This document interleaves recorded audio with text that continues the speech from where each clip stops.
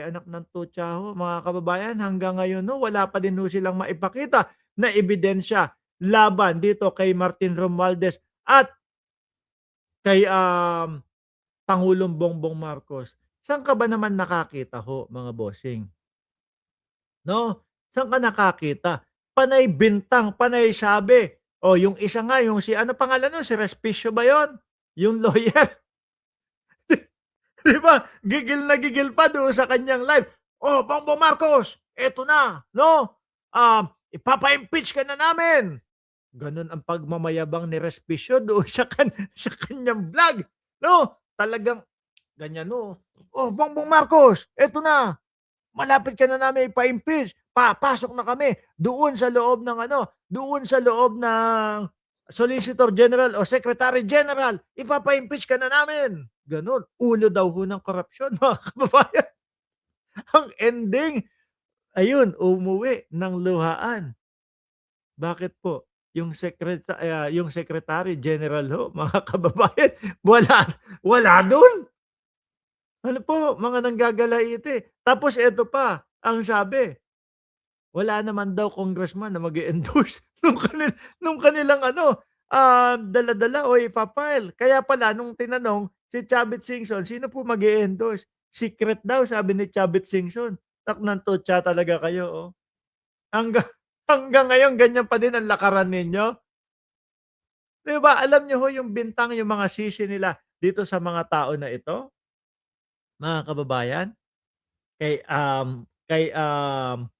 Congressman Martin Romualdez, sa ating pangulo, mga Boss Chief Amo Sir. Alam niyo po, halos parang sila yung may mga issue na gano'n, eh. Ayun, si Chavit Singson kasama ho do'n, 'di ba? Si Chavit Singson na minu-minuto, maya't-maya, oh, may press conference, hindi na mapakali, palapit ng palapit, palalim ng palalim yung mga investigasyon.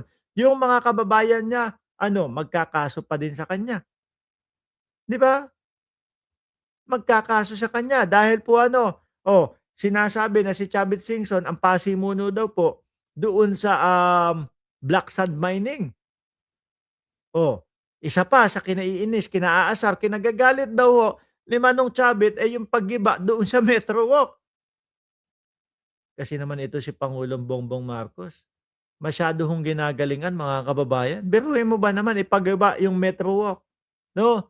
Kung may mga pasugalan dun. Dati ho nung nandiyan ako may pokeran, 'no? Poker yung, larong baraha ho, sugal, nung nandiyan ho ako. Di ko alam kung yung tinutukoy nila ay kay Chavit Singson. Pinag-iba ni Pangulong Bongbong Marcos yung Metro Walk, bakit po? Para mapakinabangan ng mamamayang Pilipino o ng taong bayan para gawing istasyon ho, mga bossing, ng subway. Oh, saan ka pa? 'Di ba?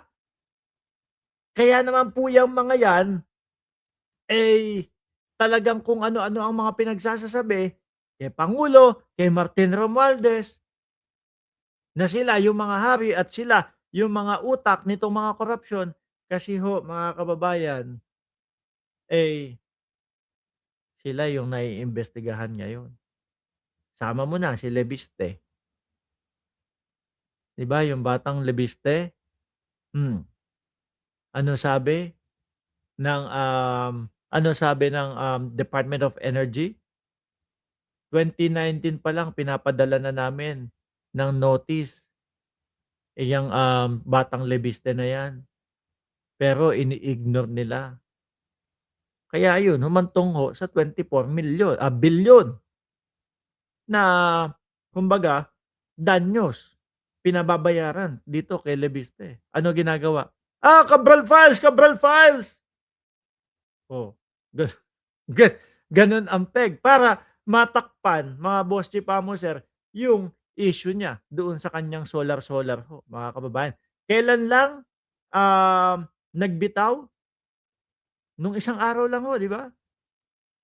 Nung isang araw lang po nagbitaw itong si Lebiste, na dapat po ginawa niya bago siya maging congressman pa lang ho. Yaan, ganyan ho, puro mga may issue ho. Si Defensor, 'di ba? Siguro nakikita ni Defensor na, naku, etong gobyerno ni Pangulong Bongbong Marcos, eh, seryoso na pagbayarin yung mga may sala para doon sa ano, may mga may sala doon sa, mga pagbaha. na nangyayari dito sa Pilipinas. Eh, sabi ang isa daw sa pinakamalaki, mga boss chief amo sir, isa daw sa pinakamalaki, na quarry, eh, kay Defensor, mga kababayan. Kaya ano, kumbaga, alam niyo sa Marikina, kami ang problema namin diyan, eh, catch basin ho, 'no, ng mga tubig ulan galing doon sa mga bulubundukin. Pero kung kakalbuhin mo pa, oh, yung kabundukan, dahil sa mga quarry-quarry ho na 'yan, mga kababayan, ay naku ho, eh, lalong lalala po. At eto pa, si Attorney Claire may sinasabi kay Defensor ho.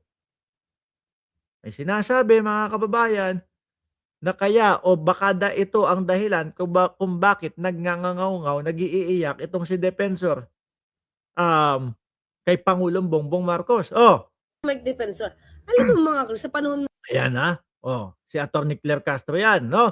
Kung gusto niyo po na mapanood ng kabuuan at walang hinto at walang putol itong, topic kay Mike Defensor, puntahan niyo lang po yung YouTube channel ni Attorney Claire Castro. ni Mike Defensor.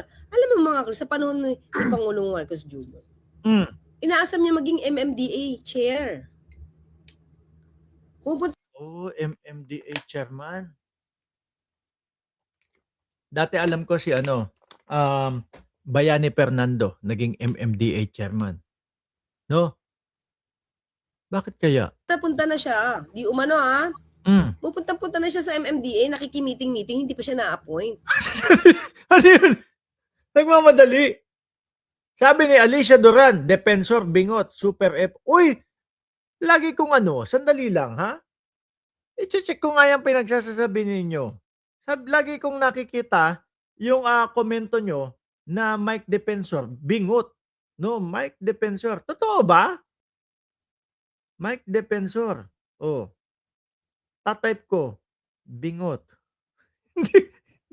Hindi ko alam. Talaga. Paano niya ba nasasabi na ano, na bingot?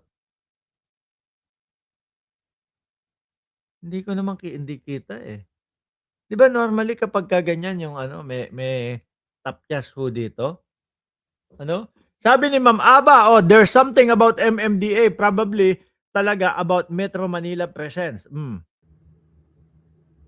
Until, kinwestiyon.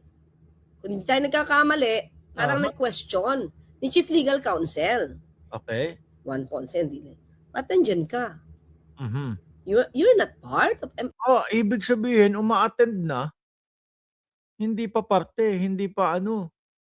So nag-e-expect na magiging MMDA chairman siya.